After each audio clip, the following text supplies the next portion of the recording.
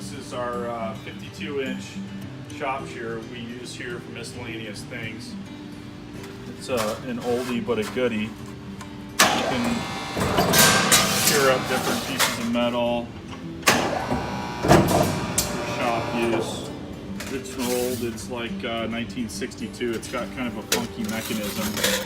It used to be a foot-operated manual shear. Now it has this giant motor with a gear set and a chain drive, and then it has this shaft that goes across with some pillow bearings connected to a rotary mechanism there. And we took some hind joints from Super Duty headquarters actually, and some tubing, and it operates like that, and brings it down. It works good. Here's some aluminum that it works good on. Or you can do some steel. Worked good so far. And we chop some stuff up.